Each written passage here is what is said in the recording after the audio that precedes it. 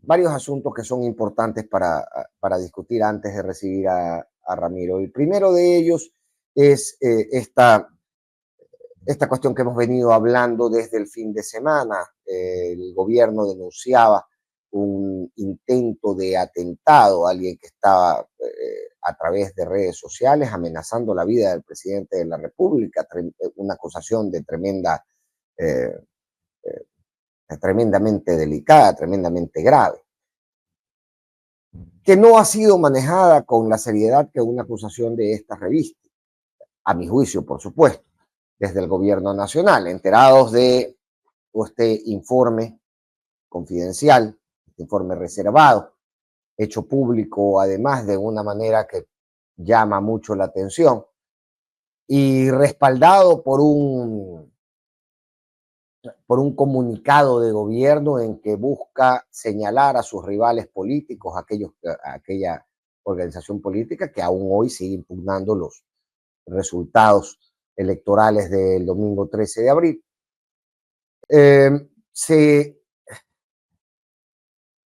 Se dio el lujo de intitular esta denuncia, acompañada, como les digo, o basada en este informe reservado, hecho público, diciendo los malos son más. Y aquí cabe también la pregunta, y en razón, en el contexto de esta discusión sobre la constituyente, de si en un país donde se empeñan los políticos en señalarse como nosotros somos los buenos, ellos los malos, estamos en un momento, nuestra democracia, nuestro país en general, está en un momento para asistir a una constituyente que nos involucre a todos. Porque si lo que estamos diciendo es, vean, la mitad de la población son los malos, eso implica ciertamente una negación del contrario, ese divorcio del ajeno, esa falta de consideración de que la voz del ajeno, de la voz del contrario, la voz que está distante de la mía, debe ser parte de este proceso, la deslegitimación de aquello que no se parece a lo que yo pienso. Y en ese sentido, en ese estado de salud de nuestra democracia y de nuestra sociedad, pienso yo que llevar adelante este proceso constituyente podría revestir peligros que tal vez en otros momentos o en otros procesos constituyentes no se dieron, justamente por la altisonancia del discurso y las flechas siempre apuntando al contrario. Apuntando a veces de forma malsana, con la intención de eliminarlo, de enmudecerlo, de callarlo, de no darle un espacio. Ya está Ramiro conmigo y espero poder todas estas ideas que hemos ido recogiendo, trasladárselas de forma presta a Ramiro Ávila, que ya me acompaña. Ramiro, ustedes lo conocen, es ex juez constitucional, académico de muchos años, persona vinculada muy profundamente a la defensa de los derechos colectivos y además una persona con una claridad meridiana para aterrizar estos términos que a veces la ciudadanía los lee y dice, ah, caray, esto es sánscrito avanzado. Bueno, para eso existen personas como Ramiro Ávila que vienen y nos lo aterrizan para que nosotros podamos comprenderlo. Así que lo voy a poner en pantalla de forma inmediata para saludarlo, para conversar y trasladarle estas dudas que veníamos expresando en el inicio de este programa. Muchas gracias a todos, bienvenidos sean todos a La Contra. Muchísimas gracias. Ya puedes ir dándole al botón de like, ya puedes ir compartiendo este video porque ya vamos a empezar la entrevista con Ramiro Ávila. Gracias por estar con nosotros, 11:01 de la mañana. Querido Ramiro, ¿cómo estás? Qué gusto tenerte nuevamente en La Contra. Siempre es para mí un placer saludar. Fernando, un honor y también para mí es un gusto. Me pone un poco nervioso esa presentación tuya porque no creo que pueda superar tus expectativas. Pero te agradezco. Son expectativas que vienen que vienen marcadas justamente por tu trayectoria y por tu intención de tirar un cable a tierra siempre que conversas sobre estos temas para quienes no están muy familiarizados con ellos, y nos ayudas a mirarlos mirarlo con algo más de claridad. Y marcaba yo en el inicio, ¿no? Mientras conversaba con la gente, Ramiro, la diferencia de los contextos para llevar adelante un proceso constituyente, ¿no? Y yo lo marcaba en el 2006, cuando parecía haber unanimidad en los ecuatorianos en que necesitábamos un rediseño institucional. Más allá de las simpatías o antipatías políticas, creo yo que todos estábamos claros, veníamos de un proceso de dolarización, veníamos de un proceso de quiebre bancario, veníamos con las lesiones muy frescas y todos queríamos un rediseño de país. Esa unanimidad nos ayudó a empujar ideas que entonces parecían muy valiosas, ¿no? Oigan, quitémosle a los políticos la facultad de elegir los organismos de control, las autoridades, los organismos de control. Entonces, todos decíamos, sí, por supuesto, resentidos como estábamos con la clase política, por lo que acabábamos de vivir en los últimos años, dijimos, pero por supuesto, démoselo a los ciudadanos. Bueno, ese ensayo hoy, 17 años después, parece haber fracasado, y algunos otros también. Pero el asunto es que en el contexto de la discusión política se marcaba como necesario este rediseño institucional y hoy la discusión parece estar en otro lado. Marcaba yo también que parte del discurso contiene esta idea de que para que el presidente cumpla los propósitos que se ha marcado, tenemos que ir a una constituyente, y ahí marcaba yo la pregunta también, Ramiro, ¿por qué deberíamos llevar una constituyente para que un gobierno, sea de la tendencia que sea, o un presidente, sea de la tendencia que sea, logre cumplir sus propósitos? Y aquí lo que estamos intentando diseñar es un universo en el que nos desenvolvamos absolutamente todos, incluso aquellos que están en la orilla del frente de quien propone la Asamblea Constituyente. Marquemos ahí el inicio de la conversación, Ramiro, y luego lo vamos ampliando, si te parece. Fernando, mencionas muchas cosas que me provocan comentar.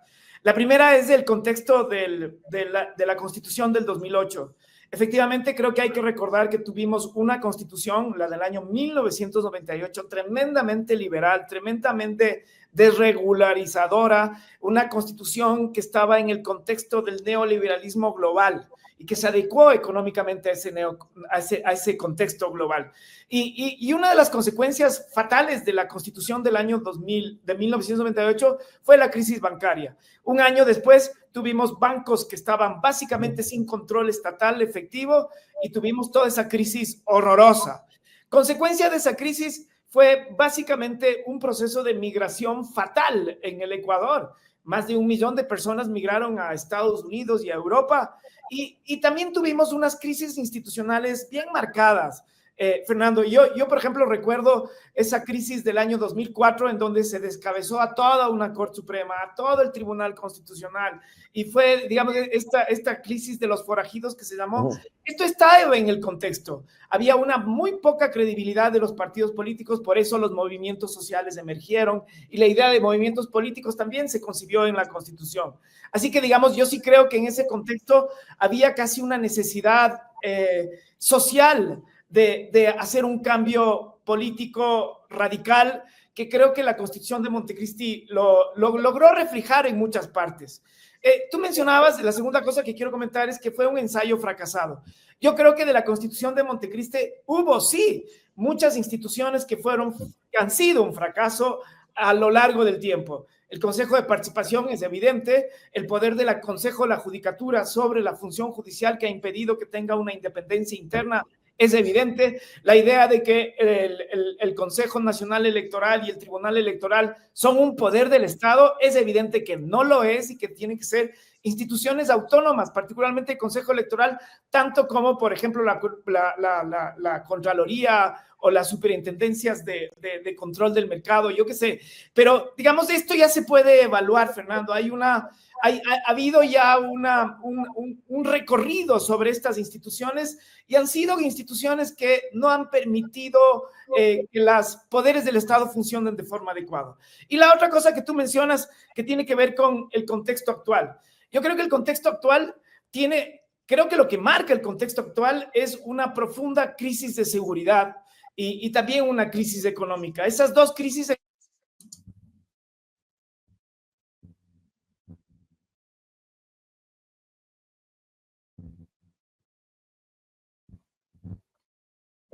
Se me perdió, Ramiro. Doña Prodo, auxilio.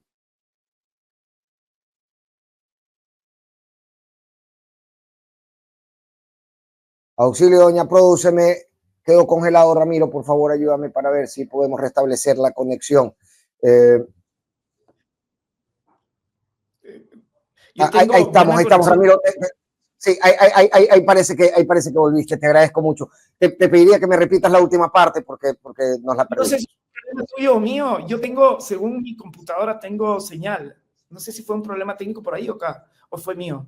Yo entiendo que no es mío, a mí no me marca ninguna alerta de conexión. Esperemos que se restablezca una conexión fluida, Ramiro. Ya entre abogados tratando de entender conexiones, creo que nos podíamos pasar el resto del programa, así que vamos con lo que podamos. Bueno, yo no sé en qué parte me desaparecí, pero lo que estaba diciendo es que quizás una de las coyunturas y el contexto en el que estamos moviéndonos ahora tiene que ver con básicamente una crisis relacionada a la seguridad, al crimen organizado. Y esto creo que es notable como un problema general que se ha filtrado en el Estado, que ha hecho que algunas instituciones como la propia función judicial esté corrompida, que ha hecho que, por ejemplo, muchos políticos hayan muerto por sus involucramientos en el crimen organizado. Y también creo que es indudable que las campañas electorales tienen directa o indirectamente financiamiento del crimen organizado. Creo que es la gran lacra del momento contemporáneo. Aquí la pregunta es si es que en este contexto de una crisis de seguridad que se ha infiltrado en todo el Estado y en toda la sociedad y que ha generado, digamos, unas distorsiones enormes, incluso en la economía estatal, si es que esto amerita una asamblea constituyente. Yo creo, Fernando, mi lectura es que la solución a estos problemas no se van a resolver de ninguna manera con un cambio normativo.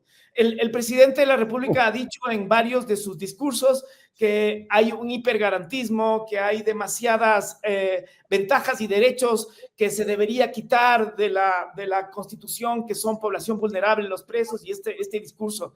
Yo solo hago notar, Fernando, algunos hechos que creo yo que ya demuestran en el país que la severidad de las penas, que las reformas normativas no están alterando en nada la circunstancia de la violencia organizada que estamos viviendo. Primero, el Código Orgánico Integral Penal del año 2014 aumentó las penas de 16 hasta 40 años, multiplicó los tipos penales, tenemos femicidios, tenemos crimen organizado, tenemos corrupción, tenemos una cantidad enorme de delitos que se infló el Código Penal. Hemos tenido consultas populares relacionadas con el crimen organizado. La última, la reciente, la de abril del año pasado, tenía ya una idea de más presencia militar en las calles y también de un aumento de penas. Esto fueron, digamos, consultas populares. Todo esto, hemos construido 3 megacárceles.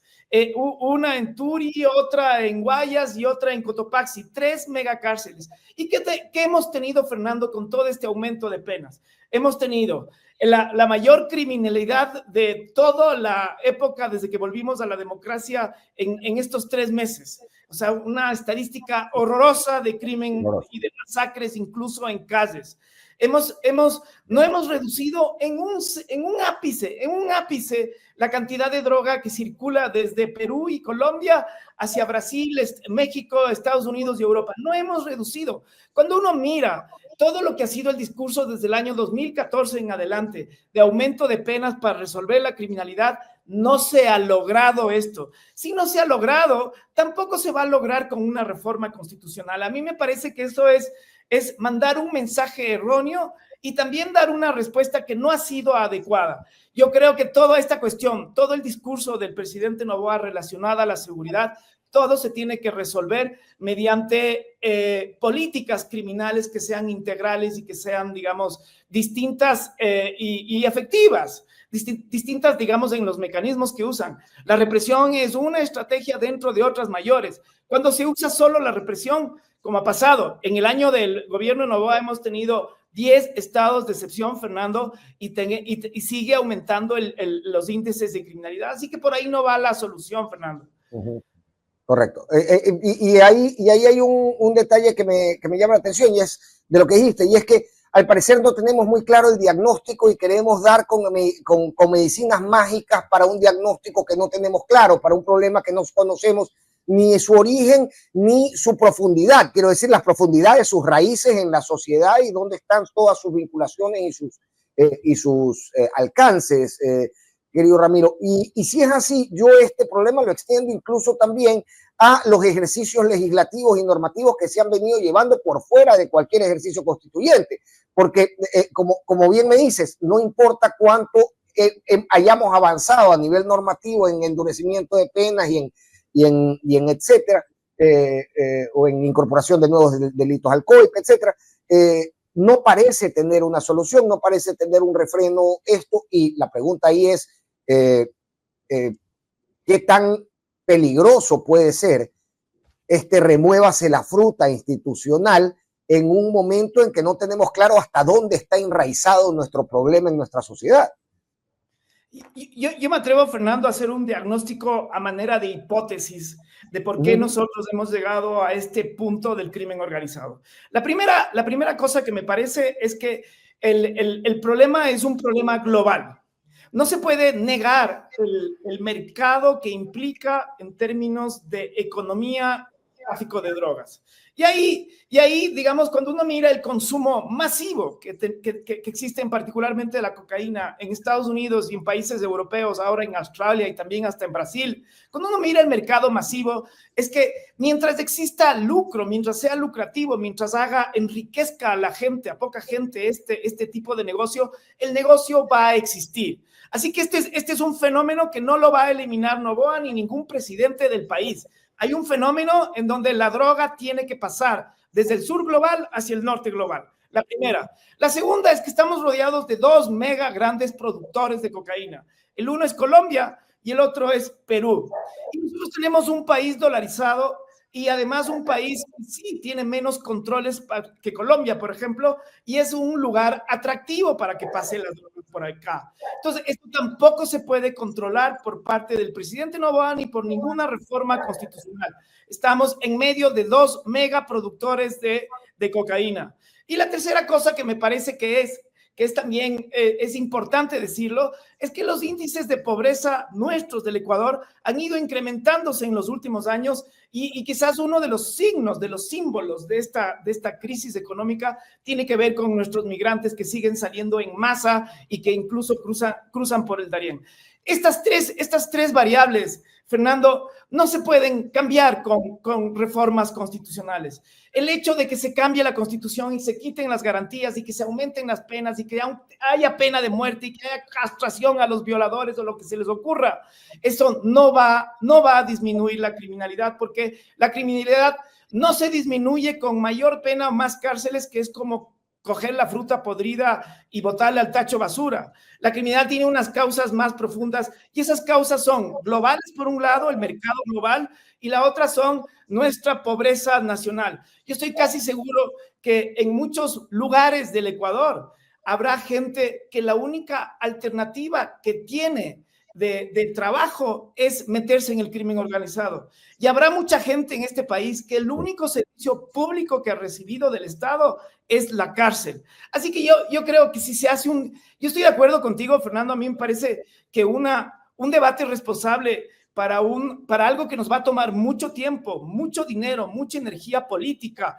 que es una asamblea constituyente, requiere al menos que tengas un buen diagnóstico de los problemas que quieres resolver, y la otra, que tengas una propuesta de reforma constitucional. En todas las cosas que yo le he oído al ministro de la Gasca, en los discursos que ha hecho el presidente Noboa haciendo enunciados sobre la Asamblea Constituyente, nada de lo que ellos dicen se resuelve con una asamblea constituyente, y todo lo que a ellos les preocupa se resuelve con políticas públicas, con inversión social, y se resuelve con algunas reformas normativas. Por ejemplo, el presidente llegó a decir que la Constitución es un obstáculo para el cambio porque las leyes tributarias y mercantiles son complicadas, dijo él. Si es que eso es complicado, digo, reforme el Código Tributario, reforme la ley mercantil, pero no se mete en una reforma tan compleja como la Asamblea Constituyente. Además, Fernando, no creo que sea ni siquiera práctico para el gobierno meterse en un proceso de largo aliento donde puede perder popularidad en el transcurso del tiempo.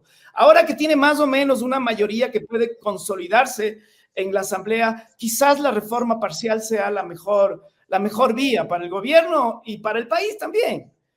Y varios ensayos de reforma parcial vigentes, y eso es otra cosa que también a mí me resulta algo preocupante, porque yo, al final, si hay algo más allá de cualquier resultado de Montecristi a lo largo del tiempo, si hay algo que yo debo marcar como una diferencia entre el ensayo de Correa o el impulso que le dio Rafael Correa a una constituyente y el que se le está dando ahora, es que yo a Correa desde el día que lo vi salir al público en el año 2006 lo he escuchado decir, oigan, yo voy a ir con esta propuesta y mi propuesta es la reinstitucionalización a través de la Asamblea Constituyente.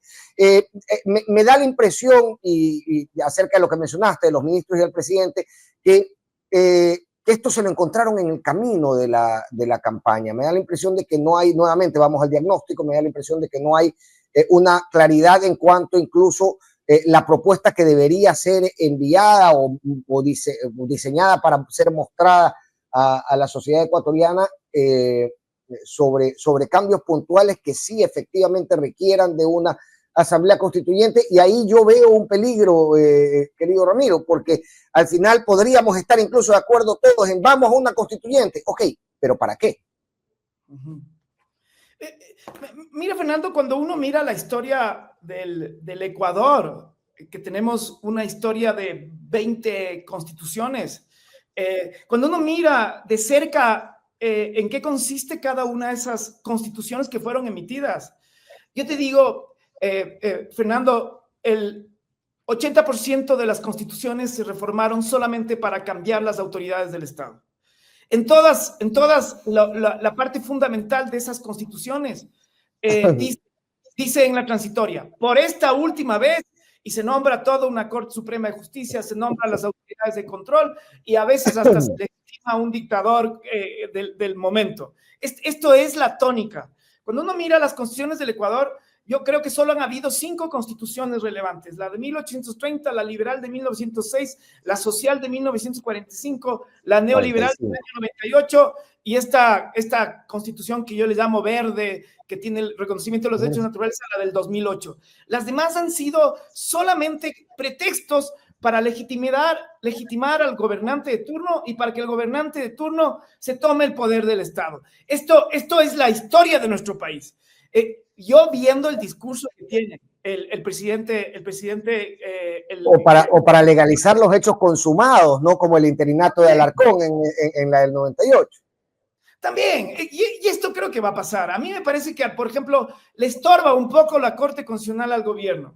Le estorba un poco el hecho de que no tengas jueces serviles. Le estorba un poco que el tribunal electoral, bueno, y el Consejo Electoral creo que sí han sido, digamos, han estado manipulables al poder. Pero entonces lo que va a pasar es tomarse las superintendencias, y si esto es la intención que no se va a decir de frente, me parece que va a ser una burla para el país. Por el momento, Fernando, todos los discursos que yo he escuchado no son suficientes para justificar una asamblea constituyente. Ahora, pongámonos en el escenario de que efectivamente el gobierno, supongo yo que abandonando también sus proyectos de reforma que ellos mismos han impulsado en la asamblea, termina por llevar adelante esto como propósito, que nuevamente, Ramiro, a mí lo que me preocupa es que, al igual que tú, yo comparto, tiene algún propósito político y de control sobre las instituciones. Pero digamos que lo termina llevando adelante. Hay varias preocupaciones que a mí me gustaría conversar contigo. La primera es, existe el artículo 444, yo decía al inicio del programa, esto es como un botón de eyección, ¿no? Llega un momento en que tú aplastas el botón y sale para otro lado, pero admite que existe la Constitución del 2008 ya tiene un botón de eyección bajo ciertos parámetros, y yo te quería consultar qué tan dado está a cumplirse el escenario, quiero decir, para que esos parámetros se cumplan. Es decir, la Asamblea Constituyente el día de hoy podría ser, si se puede, controlada por una Corte Constitucional del Poder Constituido que estamos por querer desechar. A ver, a mí me parece que a diferencia del año 2006, 2007, 2008 que se hizo la Constitución, ahí no se veía, no estaba previsto en la Constitución del año 98 un mecanismo de reforma constitucional de ese calibre. Ahora la Constitución sí lo prevé. Entonces, cualquier cosa que haga el presidente ahorita está dentro de la lógica de la Constitución y del control constitucional. A mí me parecería tremendamente arbitrario si es que hace un procedimiento contrario al que está establecido en el 444. Ahí tenemos 3 mecanismos de reforma de la Constitución o de cambio o de modificación: la enmienda, la reforma parcial y la Asamblea Constituyente. Los tres requieren un dictamen de la Corte Constitucional. Hay una norma en la Constitución y en la Ley Orgánica de Garantías que establece que todo proceso en donde se convoque a una consulta popular, como creo que va a ser requiere un dictamen de la Corte. Y esto me parece que es sano y que es necesario, Fernando. Por ejemplo, entre los requisitos que se tiene que establecer, de acuerdo a la Constitución, es que el presidente tiene que hacer una solicitud adjuntando un estatuto sobre la Asamblea Constituyente. Este estatuto es de fundamental importancia, porque si es que el presidente sigue con su idea de que tienen que ser notables quienes hagan la Constitución de Montecristi, me parece que ese es un criterio que está fuera de la lógica y del principio de igualdad y no discriminación. La Constitución tiene que estar hecha y tiene que tener mecanismos en donde todos los sectores y las diversidades de la población ecuatoriana, incluidos los pueblos indígenas, tienen que tener voz ahí para que tenga legitimidad la Constitución. Si notable significa que tienen que ser, yo no sé, me invento, constitucionalistas de derecha de más de 60 años graduados en universidades de Estados Unidos.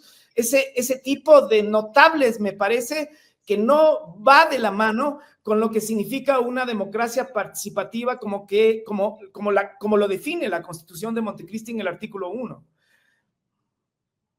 Claro. Y cómo registramos, por ejemplo, el campo y el corazón agrícola desde la cabeza de un abogado estudiado en las universidades de Ivy League. Es complicado, digamos. Por ejemplo. Y en la conformación también se ha reposado buena parte de la discusión, Ramiro, en los últimos días. He escuchado una entrevista en Radio Democracia a dos respetados colegas, eran Javier Palacios y Carlos de Tomaso, y ellos proponían también que desde la participación de la academia, de las facultades de Derecho, etcétera, esta conformación sea mixta, es decir, una porción de la conformación de la constituyente venga derivada de la votación popular y otra porción de estos grupos de notables. ¿Es eso posible? ¿Se puede, digamos, en razón de lo que podría hasta este momento observar la Corte Constitucional? Creo que se podría, Fernando. Creo que lo que no... yo no soy muy a favor. Ya tuvimos hace algunos años un tribunal constitucional que se conformaba gremialmente. Las cámaras ponían me parece que estas formas gremialistas, corporativistas, son muy parecidos a los fascismos italiano, alemán y español, que eran estas ideas de que ciertos grupos... El problema que hay ahí es que no necesariamente se demuestra que hay ejercicios democráticos en estos gremios. Y este es un problema. Hasta ahora no hay mejor invento, con todos los defectos, que la representación basada en la elección y la elección popular, digamos, y que no sea una lógica corporativista. Pero, digamos, en el diseño del estatuto y de la forma y la conformación, puede pasar esto si es que se justifica que esa es una forma de garantizar que los sectores distintos, diversos de la población ecuatoriana estén ahí representadas y esas voces se escuchen. A mí me parece, por ejemplo, como pasó en Chile.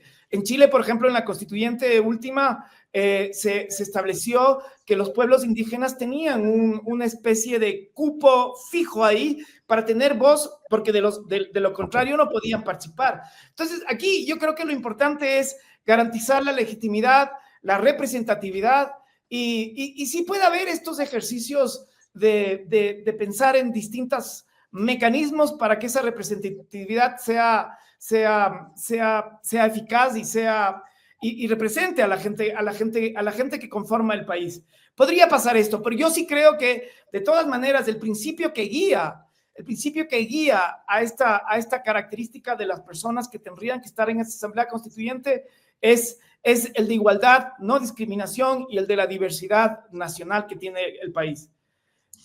Hablemos de los plenos poderes, Ramiro, porque cuando hablamos cuando pensamos en este escenario constituyente, lo que se nos da natural es pensar en el último, ¿no es cierto? En el último ejercicio. Dijimos que se nos preguntó si queríamos constituyentes, luego se nos hizo elegir a los constituyentes y finalmente se nos consultó si es que queríamos la constitución que habían redactado, y finalmente fuimos a elección también en el 2009 para presidente y vicepresidente de la República.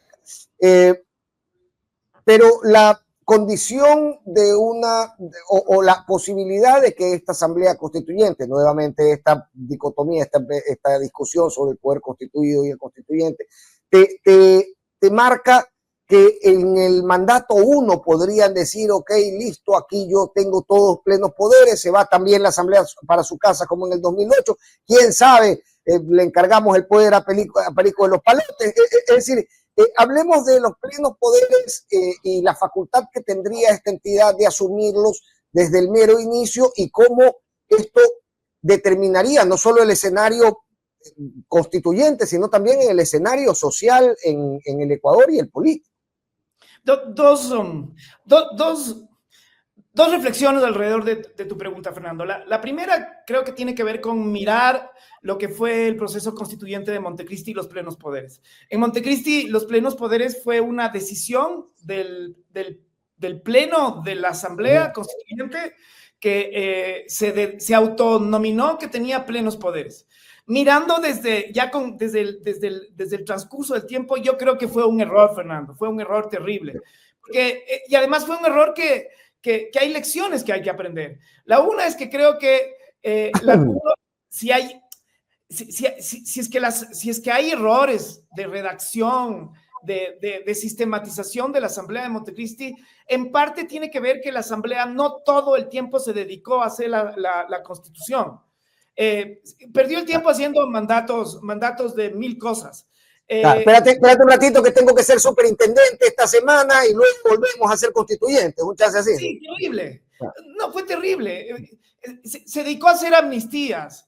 Que yo en algunas estoy de acuerdo, pero no creo que debería haber venido de la Asamblea Constituyente. Correcto. Se dedicó a hacer normas de legislación ordinaria. Y alteró, digamos, y creó una incertidumbre enorme. A pesar de que yo estoy de acuerdo, por ejemplo, con el mandato minero y estas cosas, pero creo que eso le quitó a la constituyente la concentración para hacer una buena y definitiva constitución. Al final, tú recordarás, en la segunda mitad de la constituyente hubo un acelere brutal con el señor Cordero, y creo que hay muchas cosas que se improvisaron. Entonces, no es conveniente ni en términos de técnica, ni tampoco en términos de invasión de otras esferas del poder. La una cosa. La segunda reflexión es que ya la Corte Constitucional se pronunció sobre los plenos poderes. Y básicamente los argumentos de los plenos poderes contra los plenos poderes son, uno, que no cabe en una república, la concentración de poder. Si hay algo que caracteriza a la república por ser contrario a una monarquía, es que la república se basa en la división de poderes. Un órgano que diga que es de plenos poderes contraviene toda la estructura republicana de las democracias contemporáneas. Desde ese lado no tiene sentido el pleno poder. Pero hay otro. Cuando hay plenos poderes no hay control de los abusos de ese órgano. Y quizás uno de las lecciones históricas de Montecristi es, yo no sé si te acuerdas, pero se dijo que no había posibilidad de garantía alguna en relación con los bienes de los señores de Isaías, que después los señores de Isaías ganaron en una decisión en el Comité de Derechos Humanos por la privación de las garantías. Entonces, fíjate esto, todo órgano en una república tiene que estar sometida a un control. Y si es que la asamblea es de plenos poderes, digamos, pierde el control y no tiene sentido esto. Entonces, la último razonamiento que hace la Corte es que a pesar de que se autodenomine de plenos poderes, siempre hay límites al poder. Y quizás el límite más evidente es que el Ecuador, por cualquier diseño que tenga, está sometido, por ejemplo, a los derechos humanos y al control de derechos humanos de la Corte Interamericana, de la Comisión, de los comités de derechos humanos y de los comités de derechos de Naciones Unidas, incluso de la OIT. Si es que estamos sometidos por esos convenios internacionales, no existe en teoría la posibilidad de que existan plenos poderes, porque hay límites. Entonces, hay límites, hay garantías y tiene que haber división de poderes. Por esas razones, no debería existir una asamblea de plenos poderes. E insisto en esto, podría llegar el día 1 y declararse de plenos poderes la Asamblea Nacional y luego adicionalmente cambiarnos a nosotros ese diseño que decimos, vamos a ir 3 o 4 veces a las urnas, diciendo lo que se produzca en este salón entrará en vigencia en tanto tiempo y chao señor, sin ningún miramiento. Esto al final no solamente que vulnera el sistema de contrapesos, sino que nos somete a la voluntad de un pleno que podría estar, y me da la impresión a mí, no sé si lo comparto Ramiro, muy marcado por el clima político el día de hoy. Eso además, Fernando, o sea, si es que ahorita nos vamos a una asamblea constituyente, vamos a tener un 40% de correístas y un 60% del partido de ADN.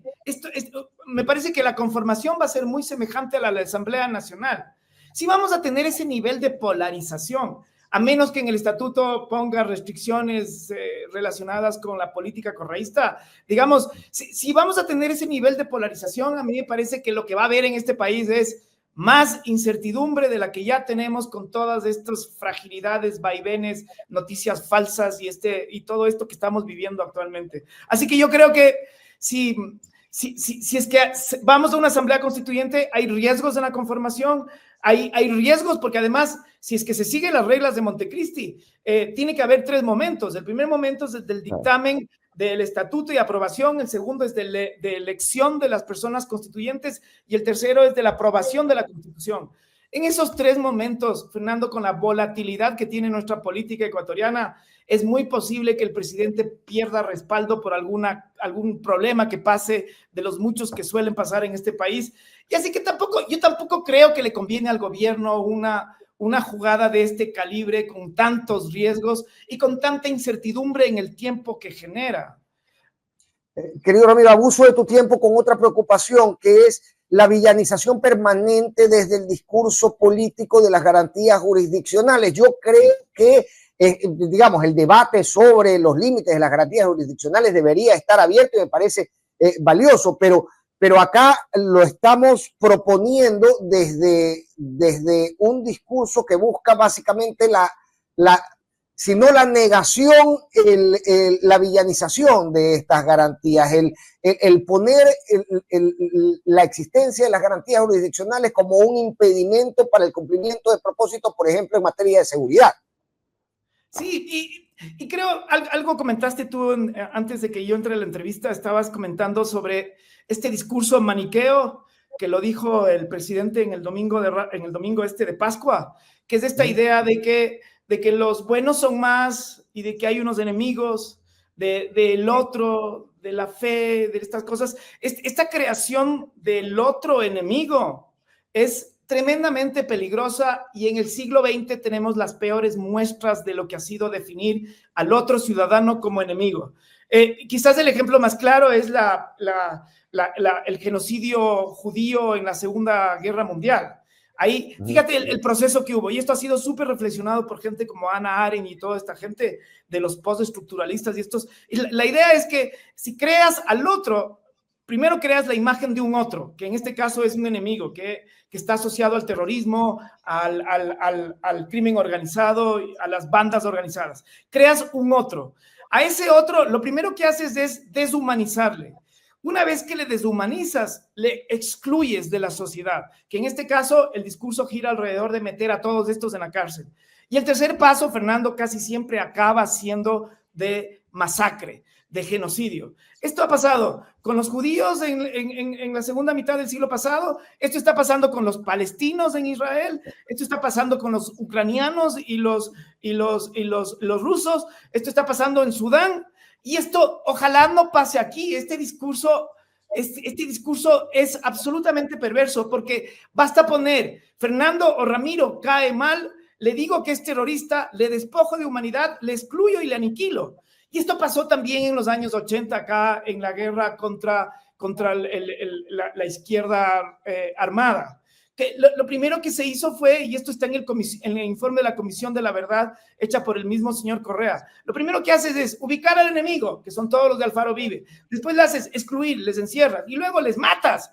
Esto es, digamos, esta es una lección de la historia. Ojalá el presidente, ojalá en una semana después de la Semana Santa, aduciendo de que él es un católico, digamos, y con la muerte del Papa iba a ir ojalá. No, esto me parece que es lo más inadecuado que tiene que haber en una democracia. El dividir, porque aún por más perversos que sean, Fernando, las personas que hacen crimen organizado por cualquier razón no son enemigos internos, son ciudadanos que cometen delitos y que tienen que pagar las penas y tiene que haber justicia y sentencia. Pero no son enemigos internos, son ciudadanos que delinquen. Y esta retórica no es sana para la democracia ni para una convivencia pacífica, que es lo que necesitamos después de tanta polarización, Fernando. Y en un escenario globalizado donde parece la gente está reclamando, mira, mientras conversábamos, mientras me decías esto, yo pensaba en la entrevista que hicimos la semana anterior con mi muy querida amiga María Fernanda Restrepo. Ramiro, si tú ves los comentarios, son comentarios de una inhumanidad que yo realmente, que a mí realmente me causan de entrada, me resultan vomitivos. Y esto va más allá de que aquí cualquier persona que habla en favor de los derechos resulta ser un pagado, un miserable, un etcétera, etcétera. Pero estamos en un escenario, Ramiro, en que se busca justamente en esa negación del contrario, más bien no admite que el contrario sea juzgado en términos democráticos, sino que busca, si se puede, una satisfacción de una violencia casi cinematográfica contra el otro. Si está la conciencia ciudadana, no sé si llamarla rota, pero enturbiada por este tipo de conceptos, ¿cómo se podría llevar a la construcción institucional de un país que admita a todos? A mí, de verdad, el escenario no me parece dado para ello. Fernando, yo ahora, mientras hablabas, me acordé de un libro que me gusta mucho, que es de un señor que se llama David Garland, y escribió, él analizó la relación que existe entre violencia y penas severas, en particular la pena de muerte. Y él trataba de explicarse por qué existe todavía este discurso cuando sociológicamente se demuestra que la pena de muerte lo que hace es incrementar la violencia en los estados donde se establece. La conclusión, Fernando, que hace este Garland es que las penas duras son demostrables que políticamente son rentables. Esto es, la mano dura da votos. Esto es la tristeza de la política. Por eso no es casual que tanto las dos candidaturas anteriores que estaban disputando la presidencia estaban exigiendo mano dura. Y la mano dura, sin duda, tiene que ver con debilidad de la democracia y tiene que ver con el miedo que tiene la gente en relación a las circunstancias que estamos teniendo. Tú pusiste un ejemplo, mencionaste a la María Fernanda Restrepo, y creo que ese es un buen ejemplo de cómo cuando se define un enemigo interno, se define un otro que es malo, al final puede ser que acabe ocurriendo que el malo sea mal definido. En el caso de los Restrepo, lo que pasó es que Ahí había una definición de un estereotipo de que si eres colombiano, eres de izquierda, eres de cierta tendencia política, eres inmediatamente terrorista comunista. Y lo que pasó con los hermanos Restrepo es que no tenían ninguna cosa ideológica de ningún tipo y que acabaron en el estereotipo del otro enemigo y acabaron siendo ejecutados extrajudicialmente los dos hermanos Restrepo. Entonces, este es como el gran problema. Tú preguntas qué hay que hacer. A mí me encantaría, Fernando, que al enemigo no se le defina con personas y que al enemigo se le defina con problemas. Yo creo que el enemigo del país es la pobreza, es la exclusión, es la discriminación, es la no distribución de la riqueza. El enemigo sí es el crimen organizado, por supuesto que sí. Y el crimen organizado a mí me da la impresión de que la violencia del crimen organizado en el mundo tarde o temprano se va a eliminar con la regularización del comercio de las drogas y que las drogas se resuelvan por el mercado y no por el sistema penal. Esto creo que tarde o temprano va a pasar en el mundo, porque la cantidad de muertes que existen, la cantidad de guerra que existe, la cantidad de sangre derramada a pretexto de combatir las drogas es demasiado grande. Yo creo que hemos tenido más masacres que en los últimos 300 años a propósito de la guerra contra las drogas y la muerte que existe entre bandas criminales, y todo es por la ilegalidad, Fernando. Y yo sé que atrás de esas razones de carácter político, geopolítico y cosas de estos manejos de economías y vainas de estas, pero creo que esa tarde o temprano va a ser la solución y eso ojalá algún rato debatamos. Y ahí yo marco algo adicional, que es la germinación de economías paralelas a esta lucha contra las drogas, la economía militar y los millones que mueve alrededor del mundo, ya como entidades institucionalizadas que succionan de los presupuestos nacionales y a las que es muy difícil decirle, oiga, preste para acá, yo ya no le voy a dar este presupuesto. Es decir, resulta incluso rentable para un segmento de los estados este tipo de visiones, Ramiro, y cuando incluyen la villanización de cuestiones, como tú dices, que no están necesariamente relacionadas con drogas, sino que ahora son los malos perdedores que están con la droga. ¿No? Termina de nuevo, por alimentar este deseo de violencia cinematográfica o de videojuegos que queremos trasladar a la realidad muchas veces, incluso al discurso a niveles políticos. Fíjate, Fernando, cuando tú piensas, que tú acabas de usar la palabra rentable, y yo creo que ese es el problema con las drogas. Las drogas, por la ilegalidad, las drogas, digamos, la cocaína en particular, que viene de la hoja de la coca, si es que no fuera ilegal, el precio de la producción de la coca sería quizás menor que la producción de maíz, pero es tan caro y es tan rentable la producción porque es ilegal. Y creo que hay mucha gente que vive de la droga, y entre esa gente están. ¿Tú crees, Fernando, en el paso de frontera que es controlado por los militares, no hay gente que está siendo corrompida ahí? No hay un montón de gente y aparatos policiales que están siendo corrompidas por las drogas. No hay un montón de gente que se está enriqueciendo desde la política con los contratos públicos para el lavado de dinero con las drogas.